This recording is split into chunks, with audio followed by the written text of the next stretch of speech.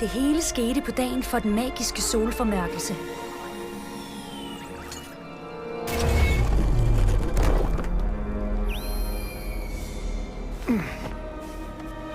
Wushifu var desperat. Hemmeligheden, han beskyttede, var i fare. Tilgiv os, mester! Vores kung fu er ikke i undervisning værdig! I har stadig så meget at lære. Hvad er der blevet af vores forældres værdier? Mod, ærlighed, loyalitet. En mystisk fremmed gjorde, hvad han kunne, for at tvinge mesteren til at sælge sin skole.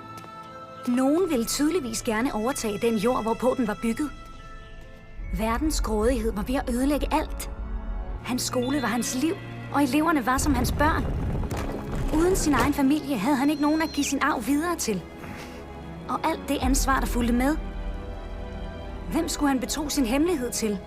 Hvad hvis der ikke var nogen, der kunne beskytte den hellige grotte under den næste magiske solformørkelse? Han var alene og havde mistet alt håb. Og så mødte vi hinanden.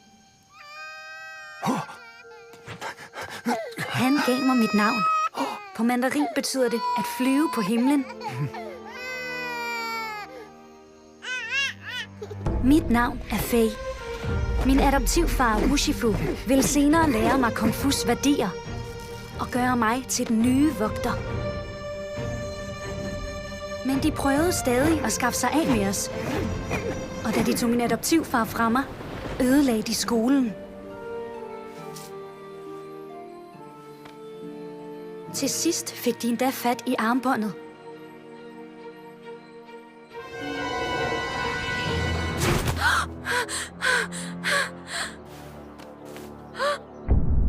Nu var jeg den eneste, der var tilbage, som kunne beskytte grottens hemmelighed under den næste magiske solformørkelse.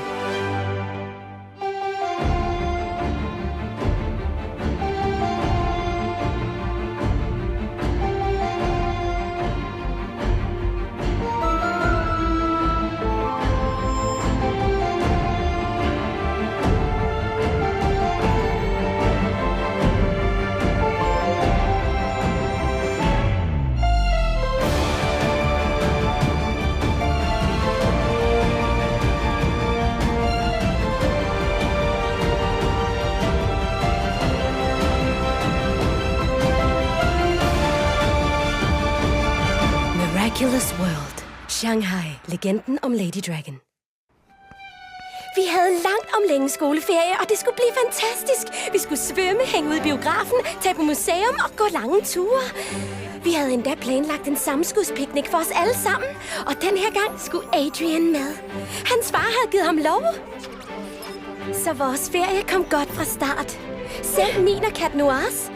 Vi havde et par missioner, men der var ingen akomatiserede skurke i sigte. Det virkede, som om Hogmoth også holdt ferie. Vi begyndte at slappe af, fordi vi stadig ikke vidste, hvad det ville betyde, når Hogmoth holder ferie. Vi havde i bund og grund en følelse af, at alt gik fint. Indtil det hele begyndte at gå galt. Beklager, Marinette, men jeg kan ikke gå på bageriet i dag. Og hvis pakken ikke bliver sendt afsted i dag, når onkel Wang ikke at få den før sin fødselsdag. Okay, jeg gør det. Tak, min skat.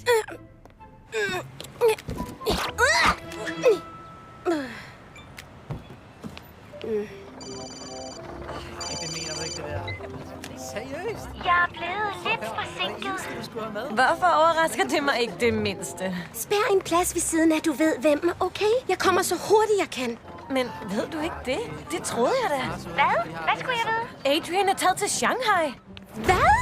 Der må der være en fejl.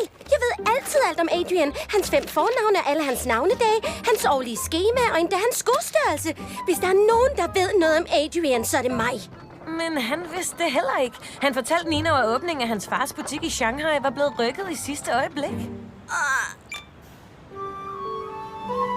Shanghai. Du er en delfin. Du hopper fra bølge til bølge i afslapningens hav. Åbningen af butikken er vigtig for Agrest-familiens fremtid, Adrian. Det er gode nyheder, at den åbnes tidligere end forventet. Der bliver andre sjove oplevelser med dine venner. Du har ret. Desuden er jeg også glad for at få lidt tid sammen med dig, far. Jeg ser også frem til det. Men inden da skal jeg stadig nå at ordne et par mindre småting.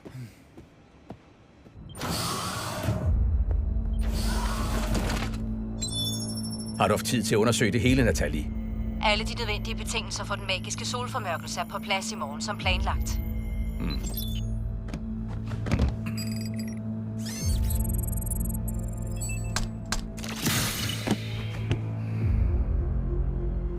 Vent, mester, tænk! Der er en grund til, at den formidable blev opgivet til fordel for mirakuluserne. Den blev beskyttet i grotten, fordi den er for mægtig, for farlig. Ja, netop, Nuru. Ladybug og Cat Noirs mirakulusser har holdt mig i skak alt for længe. Jeg forpasser ikke muligheden for at knuse den med den her højere magt. Det jeg begyndte for 15 år siden, færdiggør jeg i morgen. Omsider. Pakken? Nu når den ikke frem i tide. Jo, den gør, for jeg vil selv give den til onkel Wang. Forstår I? Det er på høje tid, at jeg besøger min onkel personligt. Fordi min onkel er mine rødder. Og jeg har prøvet at komme tæt på Adrian. Jeg mener mine rødder i så lang tid. De slipper hele tiden fra mig. Og uden ham, uden mine rødder, ja, så føler jeg mig ikke fuldstændig helt. Marinette, siger du, at du gerne vil til Shanghai? Ja! Din mor og jeg har ventet på det her øjeblik i så lang tid. Vi har altid regnet med, at du en dag ville se din forfædres land og møde din kinesiske familie. Vi har lagt penge til side, siden du blev født. Nok til en familietur. Vi ventede bare på, at du spurgte. På, at du ville være klar. Men det er lidt pludseligt. Vi kan ikke lukke bageriet nu. Hvis du vil give onkel Wang hans gave personligt. Må du tage afsted alene. I de bedste forældre i verden!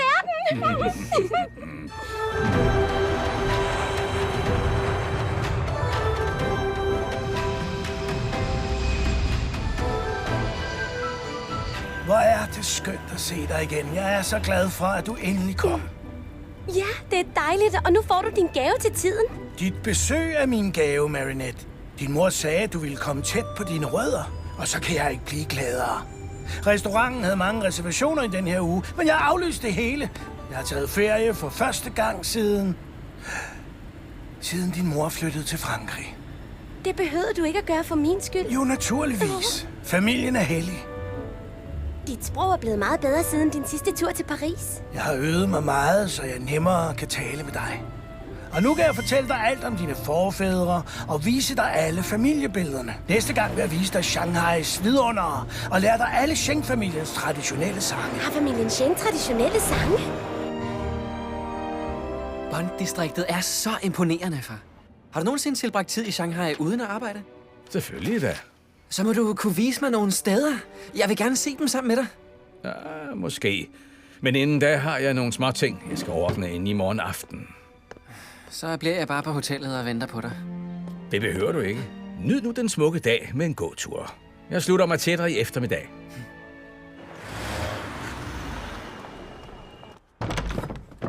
Og din tip-oldefar tegnede kostymer til operaen i Beijing.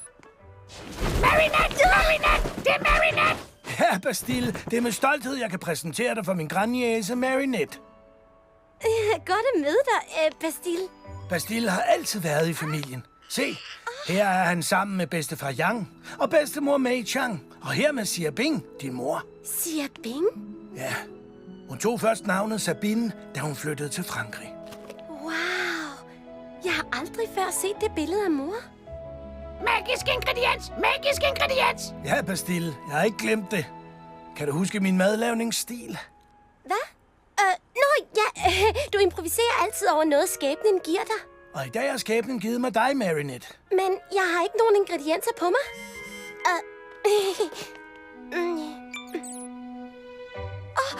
Jeg har det! Jeg kunne gå en tur og se, om skæbnen giver mig en magisk ingrediens. Er du ikke bange for at fare vild? Du taler ikke engang mandarin. Jeg farer ikke vild. Jeg har min telefon, og den har en GPS og en oversætter. Okay, men gå ikke for langt væk. Du kan finde alt, hvad du skal bruge i nabolaget. Jeg er sikker på, at vores måltid i aften bliver noget helt særligt. Vil du komme Adrian i en suppe? Selvfølgelig ikke, Tiki. Nu finder vi en magisk ingrediens og får det bedste ud af vores gåtur ved at hilse på Adrian. Du mener ni hao?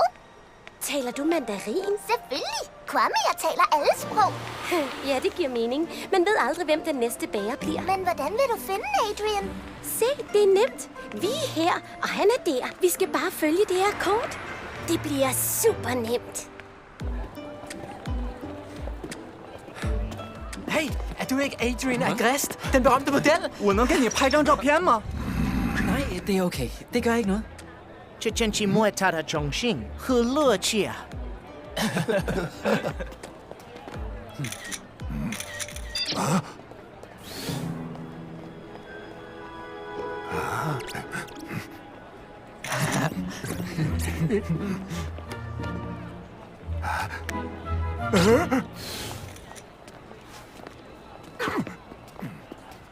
Hey!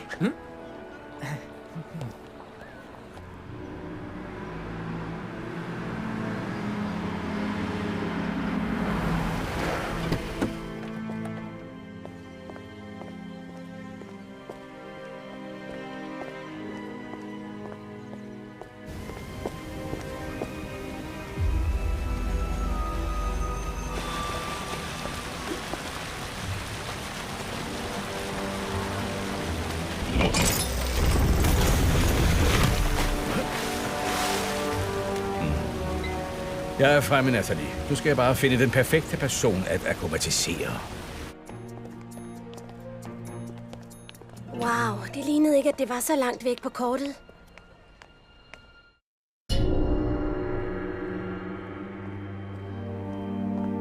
Jeg vil gerne se mennesker som mennesker. Tænk på dem som historier. Deres mindste glæder, deres største lykke, deres skuffelser, deres succeser. Det er sådan, min adoptivfar ville have ønsket, jeg så dem.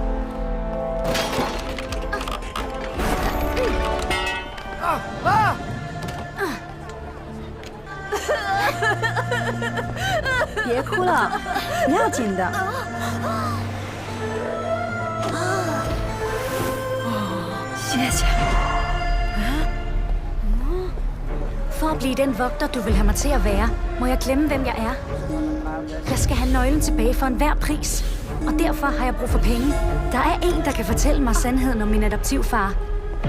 Men han vil have penge.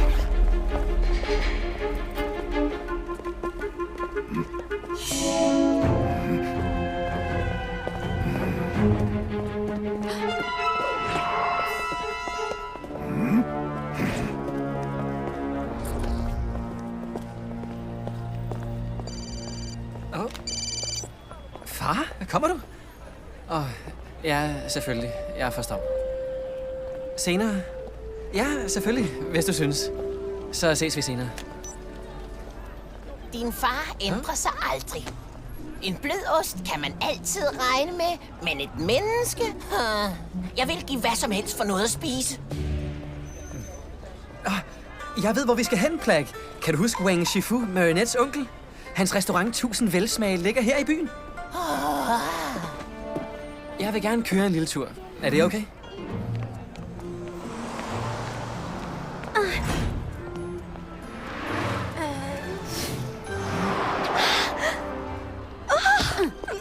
Undskyld.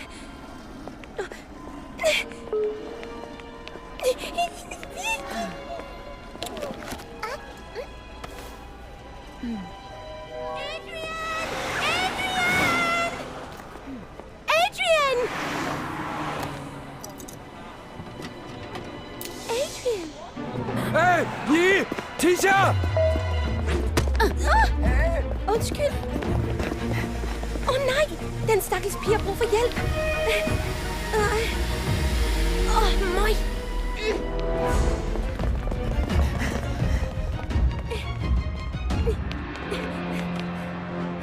Tiki, pletter på. Tiki? Tiki.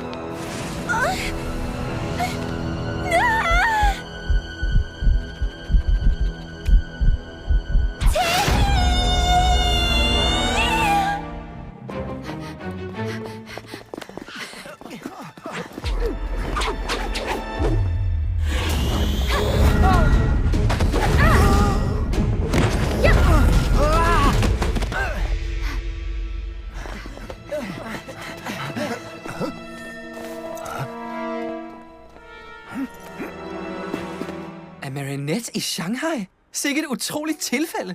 Eller skæbnen. Kærlighed er smuk! Kærlighed! Nej, Marinette er bare en ven. Måske kan vi overraske hende. Må vi ikke vente her hos dig? Jo, det ville være skønt. Du kan hjælpe med at tilberede maden, hvis du vil. 这亲戚摸着这种心和乐趣，温叔叔。 Jeg havde mistet min Miraculous, min Quackatama og Tiki. Uden min smartphone til at vise vej eller oversætte for mig, kunne jeg ikke finde tilbage til onkel Wang eller gøre mig forståelig og få hjælp.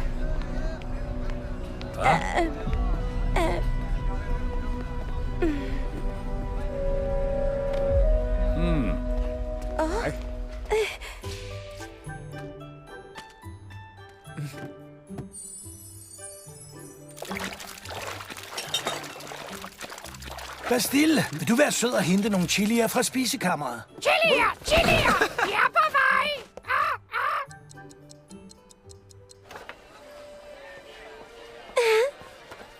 Jeg leder efter de her øreringe. Har du set nogen, der har dem på? 我不明白。哦，等一下，你是想要这个吗？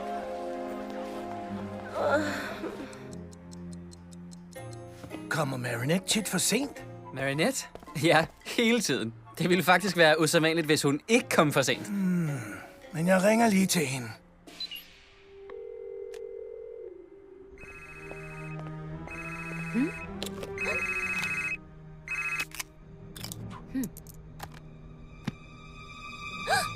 Det er Marinette. Læg en besked. Beep! Marinette, det her er onkel Wang. Jeg håber ikke, at du er faret vild. Jeg har Adrian... en overraskelse. Vi ses snart.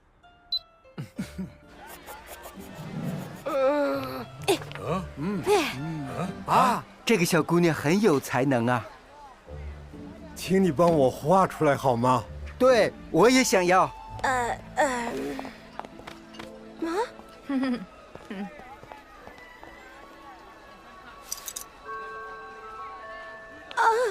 De er fine. Mange tak. Det er ikke dem, jeg leder efter, men det er meget pænt af dig. 你戴上它会特别漂亮。 Mange tak.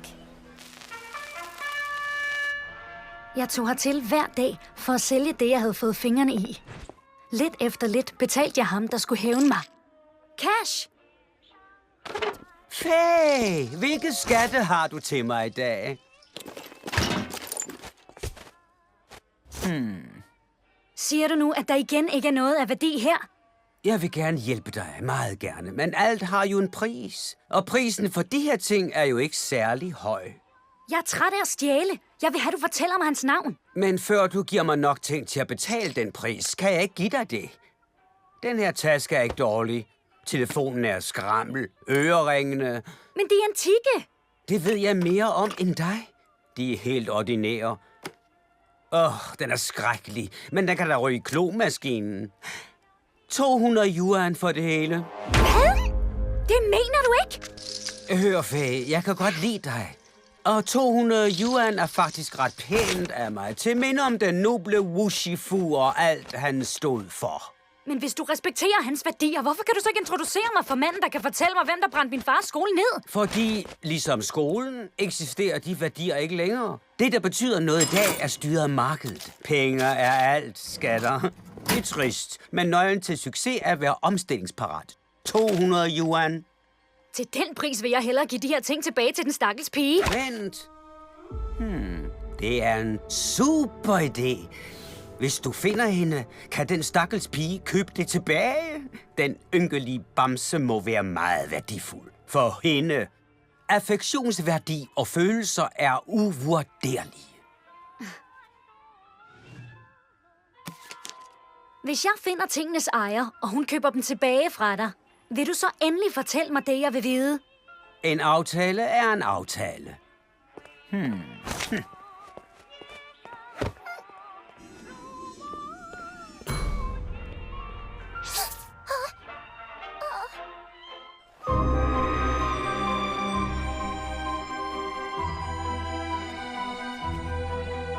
Hey，给我看看。Jeg havde mistet alt håb om at finde mine ting. Nu prøvede jeg bare at finde vej tilbage til onkel Wangs restaurant for at bede ham om hjælp. Men jeg var faret vild. 那就是他，就是刚才的那个小姑娘。小姑娘，回来！我们找到了你的项链。 Undskyld! Det var dig, de jagtede tidligere. Nu jagter de mig. Du taler sikkert heller ikke mit sprog. 是他，是他，小偷！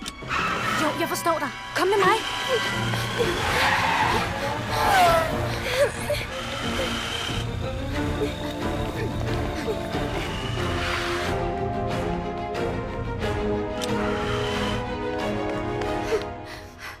Jeg rystede dem af.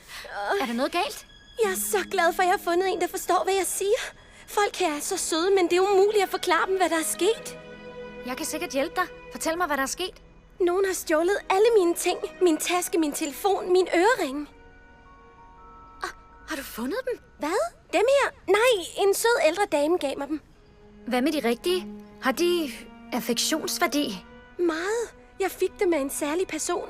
En, der stolede på mig. Jeg har også fået stjålet et smykke, som en særlig person havde overladt til mig. Ligesom dig vil jeg gerne have det tilbage for enhver pris. Så du forstår? Ja, jeg hjælper dig. Vil du? Mange tak. Jeg må tilbage til min onkel. Han har en restaurant i Shanghai, men jeg kender ikke adressen. Det er dem igen. Kom med mig. Slam! Bum! Marinette, det er mig igen. Jeg og overraskelsen er meget bekymret. Ring snart tilbage. Jeg skulle ikke have ladet hende gå ud alene. Jeg er sikker på, at alt er fint. Men jeg ringer altså til politiet. Og jeg går ud og ser, om jeg kan finde hende. Er du sikker? Hun må være tæt på. Og jeg taler mandarin. Vent her, jeg kommer snart. Det er meget nemmere at finde Marinette som Cat Noir. Og hvordan vil du forklare, at han er her i Shanghai? Jeg finder på noget. Frank, lægger det ud!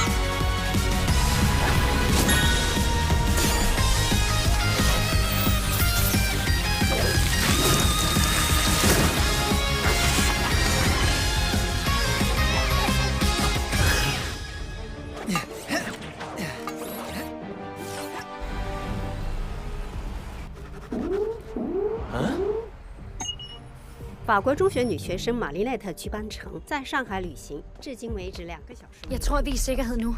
Hvorfor er du alene i Shanghai?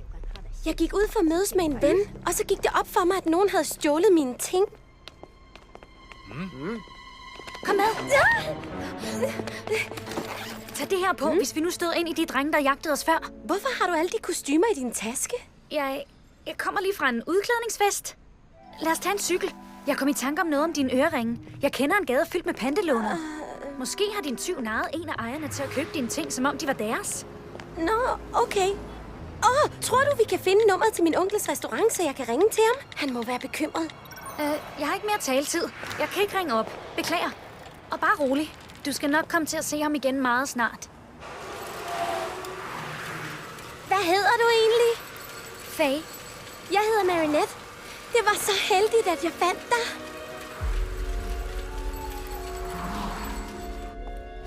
Ni hao. Bare rolig, jeg er Cat Noir, Paris' superhelt. Paris? Hvad laver du så her? Jeg leder efter en fransk pige, der er forsvundet i Shanghai. Tager franske superhelte sig af forsvundne turister? Ja, blandt andet. Det er en del af vores arbejde. Beklager, jeg har ikke set hende. Pøj med at finde din landsmand. Jeg vidste, at jeg skulle have lært mandarin for længe siden. Hvad med dig? Hvorfor taler du mit sprog, Faye? Min far elskede sproget. Han lærte mig det. Desuden mistede hans kung fu-skole alle sine lokale kunder, så han ville gerne undervise kung fu-interesserede turister. Men hans skole gik op i røg. Og med den, alt det han troede på. Ikke alt. Du er her jo. Jeg er blevet det totalt modsatte af det, han troede på. Hvad mener du? Skulle du hellere være kynisk og egoistisk? Hvorfor siger du det? Faye, du har hjulpet mig i flere timer nu, selvom du ikke kender mig. Og du var super modig, da du beskyttede mig imod de drenge, der jagtede mig. Du er et virkelig dejligt menneske. Så hvis din far ønskede det modsatte af dig... Jeg er ikke så dejlig, som du tror. Det her. 我们仍然没有法国女学生玛丽奈特的消息。 Du har ringet til Adrian Agrest. Læg venligst en besked, så ringer jeg tilbage. Det skal nok gå! Det skal nok gå! Det håber jeg, Bastille. Det håber jeg. Led derovre. Jeg går den her vej.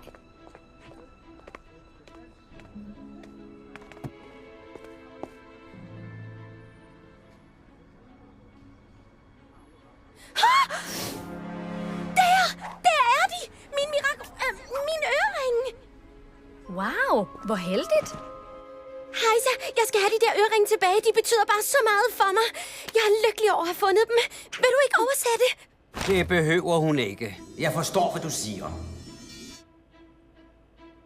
Nå.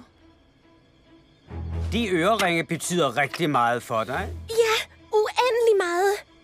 100.000 yuan, så er de dine. 100.000 yuan? Er det meget? 你说个这都有人还？他们连200元都不值啊！ Udbud og efterspørgselsskatter. Er de værdifulde for hende, er de værdifulde for mig. 这太贵了。如果他付钱，我保证你会得到你的答案。 Det er ægelt. Du udnytter andre menneskers ulykke til at blive rig. Det var dig, der stjal det. Det var dig, der tog hende med hertil. Så sig mig, hvem af os to udnytter andres ulykke mest? Marinette! Tiki, jeg skal nok få dig ud herfra. Lad være, Faye. Jeg betaler. Men det er vildt mange penge. Jeg ringer til min onkel og forklarer det hele. Må jeg ikke nok låne telefonen? Kan du være så venlig at give mig nummeret til restaurant 1000 Velsmage? Den er god. Din onkel er en dygtig kok. Ja, og jeg skammer mig over at må bede ham om hjælp. 他舅公的餐馆开得很旺，他肯定能付得起。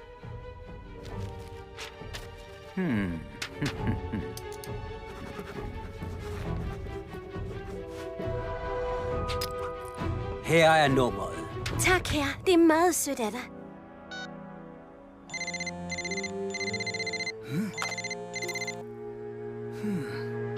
Vi finder på noget andet. Men Faye! Hvis I ikke køber smykkerne nu, kan jeg ikke garantere, at de er her senere. Hvis en kunde vil købe dem, sælger jeg dem. Faye, jeg vil ikke miste dem igen. Tro mig, ingen køber dem til den pris. Faye, hvad laver du? Vil du ikke have svaret på dit spørgsmål? Vil du ikke vide, hvem der gik efter din far? Har du glemt, hvem du er? Ved du hvad? Jeg er lige kommet i tanke om, hvem jeg virkelig er. Jeg kører dig hjem til din onkel. Faye, jeg kan ikke gå uden min... Hop op på cyklen, nu! Stjal du mine øreringe? Var det ikke dig, der ville have dem tilbage? Jo, men ikke sådan her. Det er forkert at stjæle. Den sælger har betalt mange penge for at købe mine øreringe, den der solgte ham dem. Hvis han ikke kan sælge dem, så har han tabt sine penge. Marinette, jeg lover at forklare det hele, men du skal op på cyklen nu!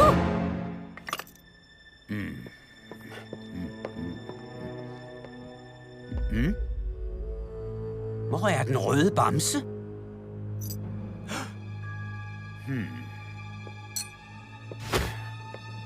Hun narrede mig. Den lille møgunge narrede mig. Ah! Fang dem! Hvad hvis den stakkels mand har taget et lån for at købe dem? Marinette, hold op med at snakke og løb!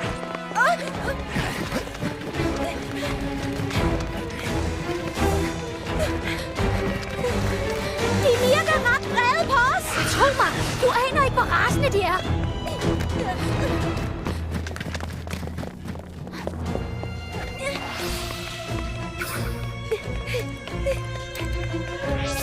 Tiki!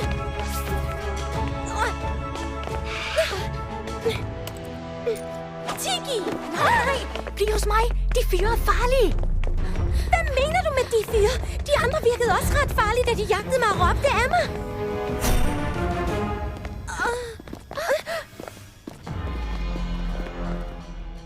Faye, lad mig nu hente hjælp. Den eneste, der kan hjælpe os her, er mig. Og den kung fu, min far har lært mig. Hvad foregår der? Vi, de stolte gadebeskyttere, bekæmper det onde, selv når det kæmper mod noget mere ondt. Gå hjem. I kommer til skade. Vi adlyder ikke ordre fra en tyv. En tyv? Han ved ikke, hvad han snakker om. Løb!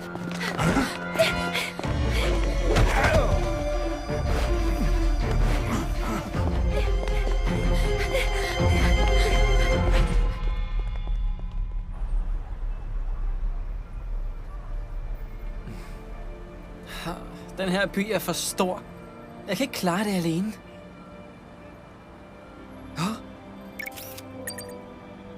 Min kære, en fransk pige, vi begge to kender, Marinette Dupain-Cheng, er forsvundet i Shanghai. Jeg er der allerede. Hvis du får min besked, så kom. Du må hjælpe.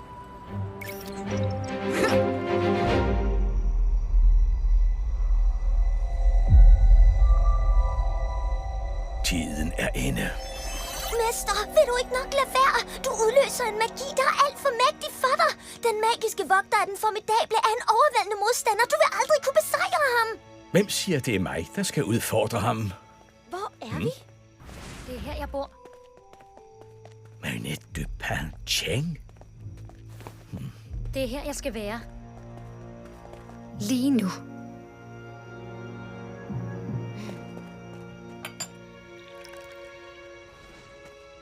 Beklager. Det er alt, hvad jeg har.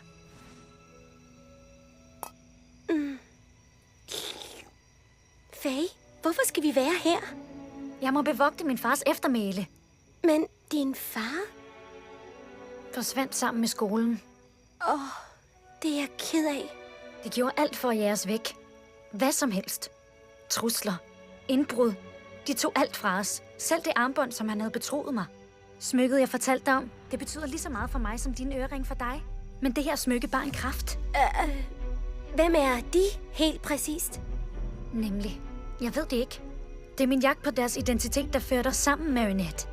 Jeg er nødt til at fortælle dig noget. Troede du virkelig, du kunne slippe væk fra mig, Faye? Kender I hinanden?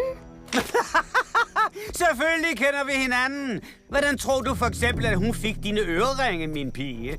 Hun stjal dem fra dig, og så stjal hun dem fra mig. Jeg skulle til at fortælle det, Marinette, på ære. Du så, hvor desperat jeg var efter at få mine øreringe tilbage, og du vidste, at jeg ville betale en enorm pris for dem. Undskyld. Han sagde, at han kendte en, der kunne fortælle mig, hvad der skete med min far. Men han forlangte en kæmpe sum penge for at fortælle sandheden. Sandheden er ikke gratis. Ingen ydelse, ingen nydelseskatter. Du ringer til din onkel lige nu og beder ham om de penge, han skylder mig. Det får du ikke lov til. Løb, Marinette. Al den grådighed. Selv dengang var det til min fordel. En aftale er en aftale. Nu, mørke vinger, rejs jer!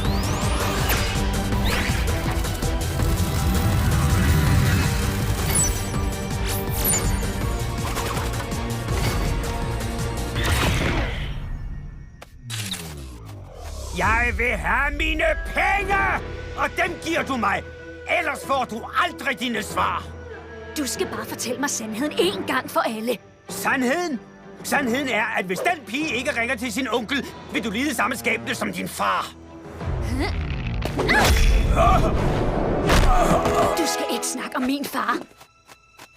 Jeg havde nok svigtet ham, men det er slut nu. Jeg finder svaret på egen hånd. Marinette, du må blive hos mig. Jeg er den eneste, der kan beskytte dig. Du har ikke beskyttet mig. Du har kun løjet over for mig. Du må stole på mig. Beklager. Jeg skulle ikke have stjålet dine øreringe. Du må tilgive mig. Du gjorde det, du var nødt til. Nu gør jeg det, jeg er nødt til.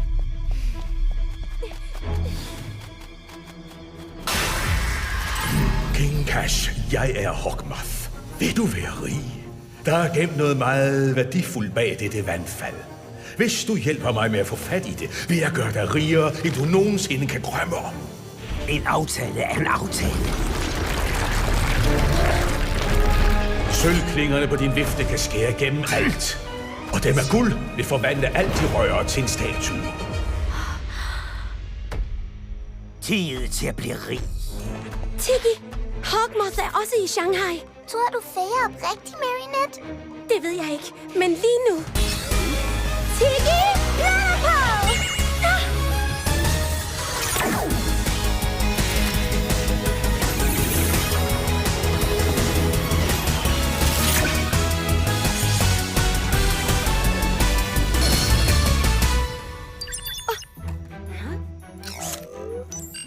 Min kære, en fransk pige, vi begge to kender. Marinette Dupen Cheng er forsvundet i Shanghai. Jeg er der allerede. Hvis du får min besked, så kom. Du må hjælpe. Dygtig missekat. Miau, min kære. Jeg er lige ankommet til Shanghai, missekat. Har du fundet hende? Ikke endnu, men nu du er her, finder vi hende sammen. Forresten er det ikke kun den franske pige, der er her. Jeg har lige set en Akuma. Hvad? Jeg kommer nu. Skynd dig, Cat Noir.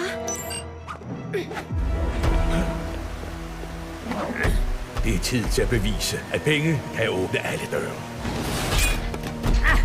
Ingen må komme ind i den hellige grotte. Hvem tror du har med at gøre, lille myg? Du spilder din tid. Og tid er penge.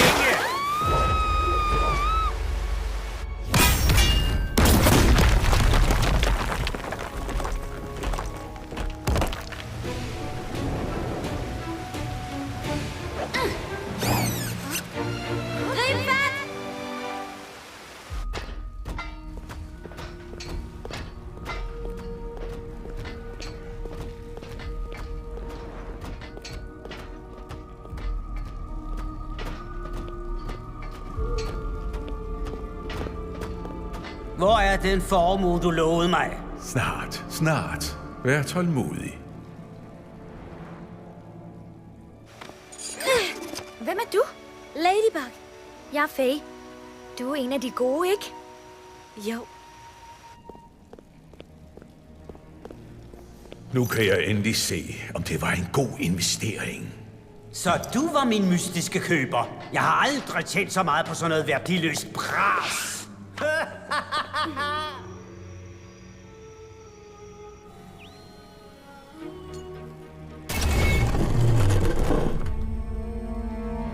Jeg har ventet på det her øjeblik i 15 år.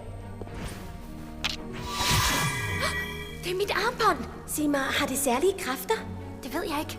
Jeg skulle bare beskytte grotten og armbåndet. Og jeg fejlede.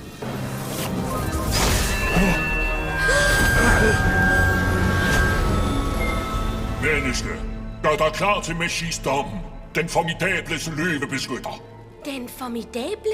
Ved du, hvad der sker? Nej, men hvis Hawkmoth vil have det, må jeg forhindre, at han får det. Du venter her.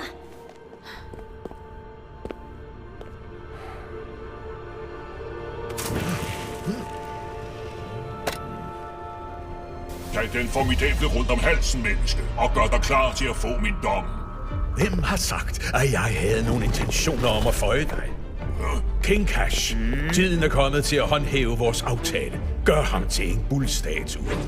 Det kan du godt glemme. Det er ikke en del af reglerne.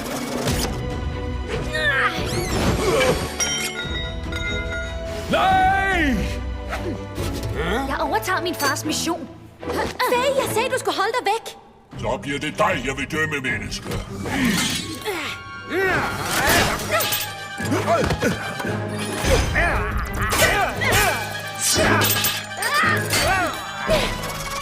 Skynd dig, Cat Noir.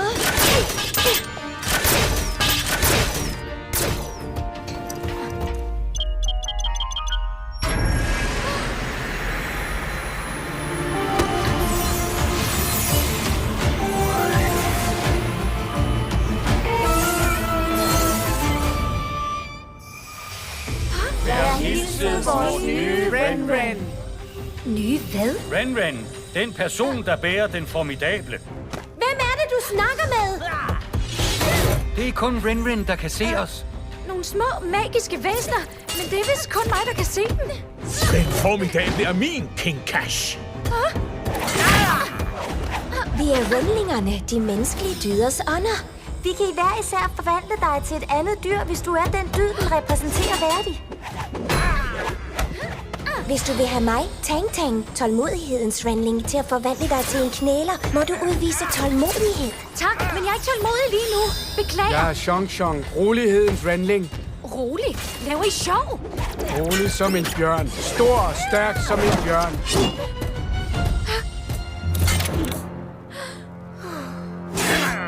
Shang!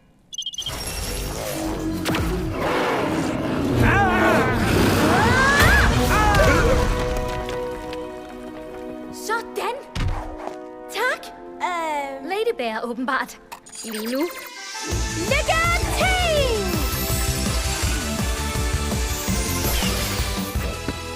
Hvad skal du kunne gøre med den?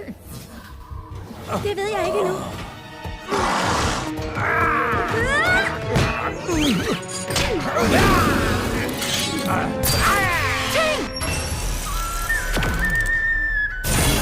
Okay, jeg tror, jeg er ved at få styr på det. Sean! Shit! Vi må ødelægge hans vifte for at afakkumatisere ham. Okay, done!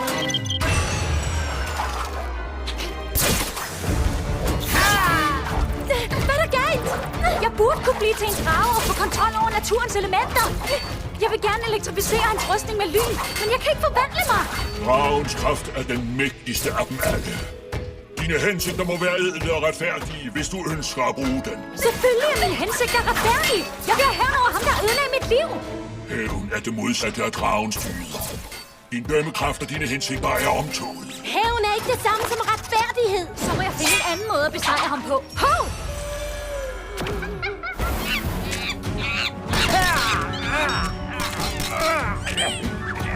Det kan du godt glemme!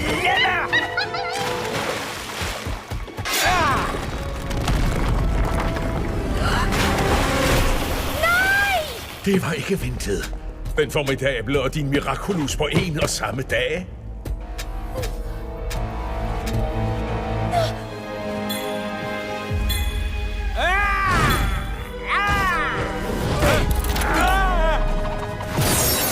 Kataklysme! Nej! Hvor er mine penge? Du er alene mod os tre, Hawkmoth. Det er slut. Du mener, for dig er det.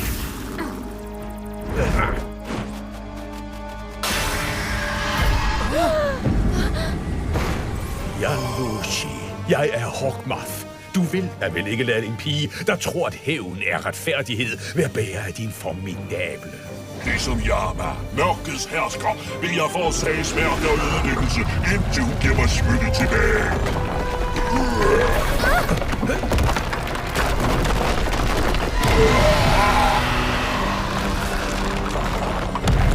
Vi er nødt til at knuse bolden. Akumaen er i den. Frygt, mennesker!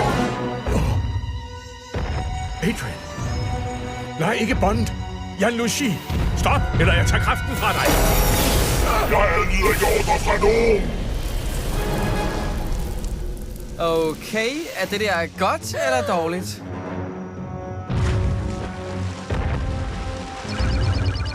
Lad os genoplade og lægge en plan bagefter.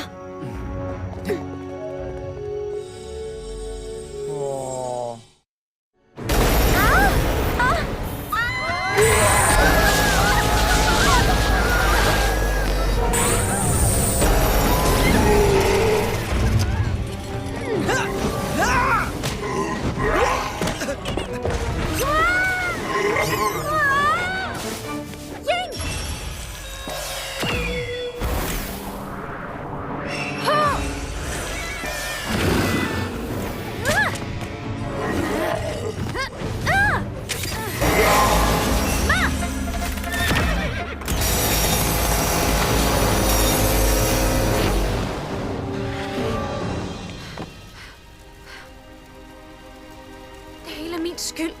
Giv mig den formidable. Du er den ikke værdig. Han har ret. Nej! Du er den eneste, der kan besejre ham. Det er kun med dragens kraft, man kan nå den akkumatiserede genstand, der er inde i ham. Jeg vil ønske, at jeg kunne bruge dragens kraft, men jeg er ikke værdig til det. Du kan godt. Nej, jeg kan ikke gøre noget rigtigt. Nej, vent!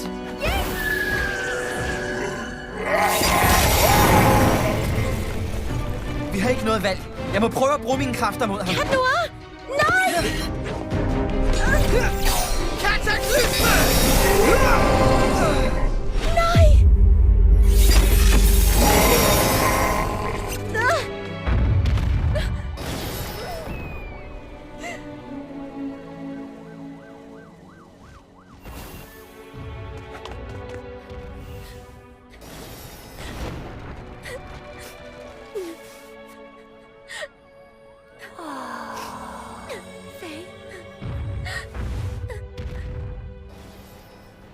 Marinette?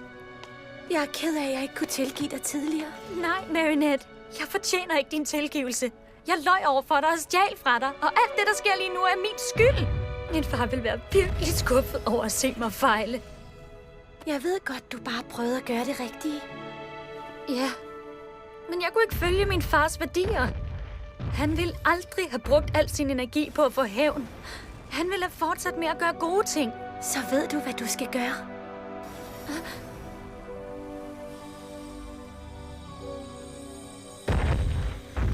En formidable!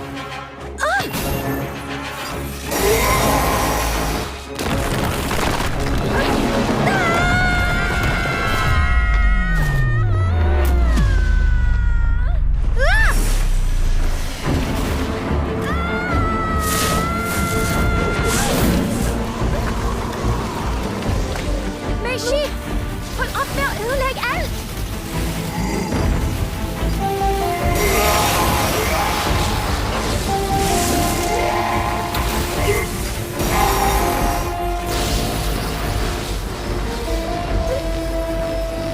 Tiggy, pletter på! Lykke til!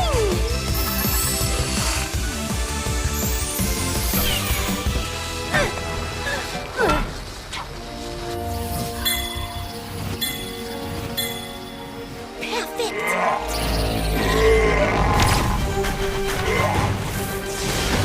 Rolig, Meiji! Jeg vil ikke gøre dig noget ondt! Jeg er ikke kommet for at knuse dig eller hævne mig! Jeg vil bare redde dig, så du kan blive dig selv igen! Jeg er ikke Meiji længere. Jeg er Yamlushi.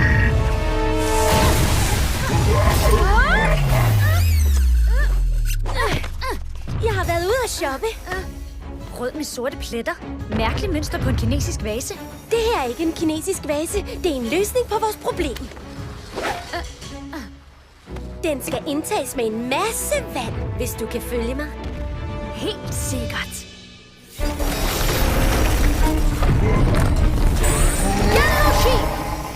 Giver du mig endelig det, der er mit? Ja, men først bør du tage en stor tår vand, så du kan køle ned.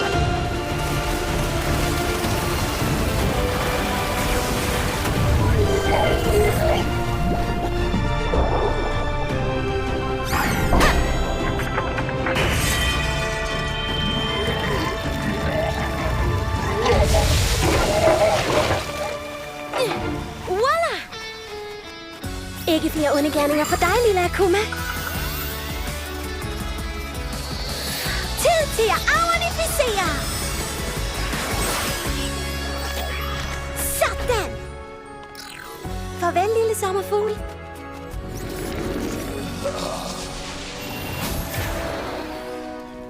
Hvad skete der? Kunne du mønstre dragens kraft? Jeg fik lidt hjælp. Klør 5. Er det mig, der har gjort alt det? Sikke en skrækkelig forbrydelse mod menneskeheden. Bare rolig. Vi skal nok rette op på det hele.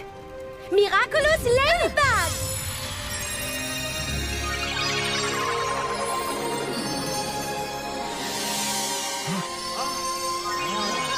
Missekat! Du fokuserede på det gode og slap din hævn tørst. Du besidder nu alle de forventede menneskelige dyder. Den formidable er gode hænder hos dig, Ren.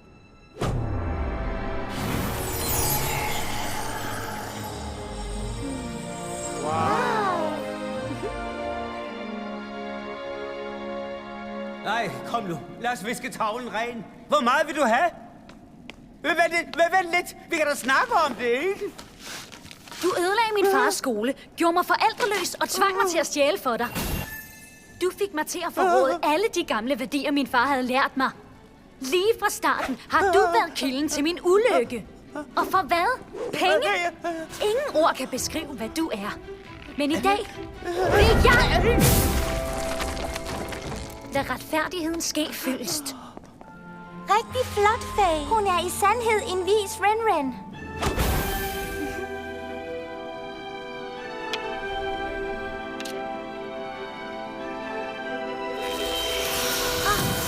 Det var på tide. Jeg ventede bare på, at du tog det på igen. Meiji? Troede I, min mission sluttede der? Det var kun begyndelsen. Ladybug, Cat Noir, tak for jeres hjælp. Nu skal vi bare finde Marinette. Ja, det er rigtigt. Vi skal finde Marinette. Bare rolig. Jeg fandt hende og fik hende i sikkerhed under kampen. Ying!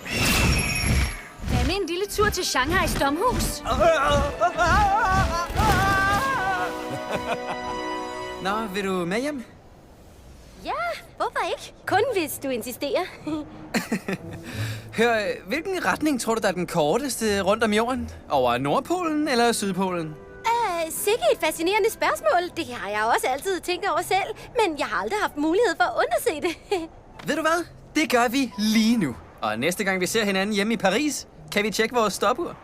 Det er en fremragende idé. Jeg flyver den vej. Så flyver jeg den vej. Se snart!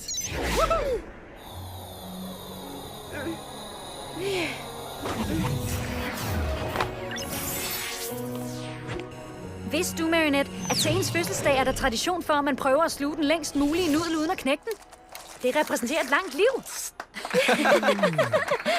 Her i Kina er ens 60-års fødselsdag ofte den første fødselsdag, man fejrer. Hvad? Har du aldrig fejret din fødselsdag før? Aldrig. Og jeg nyder at gøre det for første gang med dig og din kæreste, Adrian. Vi er bare venner. Nå, men kom nu. Åbn din gave.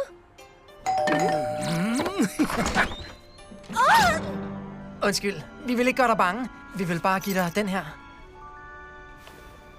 Min kram, min hjemmelavede halskæde. Tak, tak. Inviter dine venner ind. En harmonika? Det er en hyldest til Sabine, Marinettes mor. Jeg opfostrede hende. Jeg har altid fortalt hende om, at jeg gerne ville lære at spille harmonika. Men jeg gjorde det aldrig. Jeg kan godt spille på den.